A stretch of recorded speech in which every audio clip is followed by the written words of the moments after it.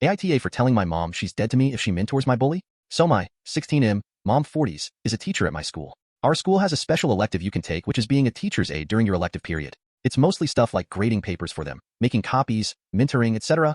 It's pretty much always just the teacher's favorite student at the time. I found out at the beginning of the semester that my mom chose Dave, 17M, to be her TA. Dave has made my life a living nightmare since middle school. He has bullied me mercilessly both physically and emotionally since 6th grade. I don't want to get into everything he's done to me, but everyone is fully aware of it, including the school and my parents. There have been countless meetings with school administration and suspensions on his end, but it never stopped him. Since we've been in high school, I haven't had to see him as much, which is a relief. But the times that I do are always terrible. When I found out that he was her new TA, I was obviously very hurt and confused. I asked her why would she want to spend extra time with someone who made my life so miserable. She said that she had him in one of her classes and that he really isn't such a bad kid. But he has a really terrible home life that she can't tell me about that makes him act out. My mom has always had a soft spot for kids who come from bad homes. I reminded her of all the things he had done to me, and she said that she understands, but he really needs help right now. I told her I get it.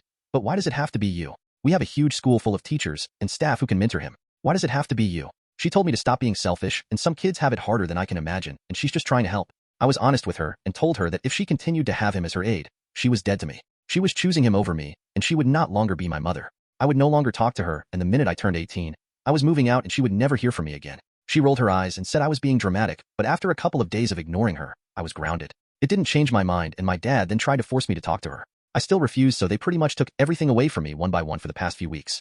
I no longer have my car, computer, guitar, and then my art supplies. I have to come home from school and go straight to my room, and am not allowed out except dinner until I start talking to her again.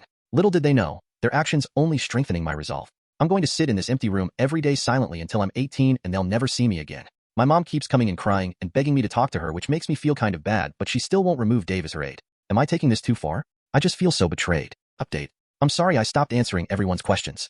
I just kind of freaked out when this blew up out of nowhere, and I almost deleted it a few times because I was scared someone at school would see it and recognize me. Everyone letting me know that it's not my fault helped a lot though, so I felt less embarrassed about someone I know potentially seeing it. Nothing has really changed, but a lot of you made a good point that if I'm really going to go this route, then I need to come up with a plan for what I'm going to do when I get out. I considered the military like some people suggested, but then I remembered my school has a special trade program.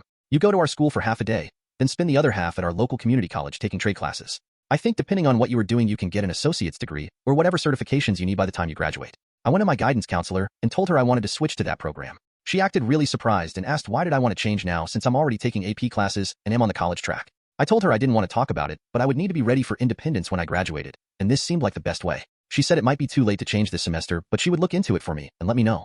Update 2. To everyone who said my mom was sleeping with Dave, you were right. Just kidding, y'all are weirdos and watch too much porn. A lot has actually happened since last week, and while nothing is really fixed, I think things are going in the right direction. On Friday, I got called out of class to the guidance counselor.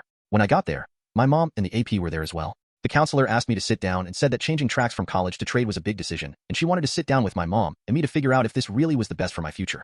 She first asked me if I would fully explain why I wanted to switch. I explained the whole situation from my perspective and about how I was being punished. I said that if this is how I was going to be treated from now on, I wanted to become independent as soon as possible, and going to college would have me relying on my parents for longer than I would like. She then asked my mom if she had anything she would like to say. My mom tried to downplay the whole situation at first and make it look like I was just being stubborn and disrespectful, but as the counselor asked her more questions, it became pretty clear that my side was truth. After this, the AP stepped in and said that a teacher's aide was not worth all of this turmoil, and that Dave would be switched with another teacher. The counselor then asked me if this would help me to start working things out with my mom.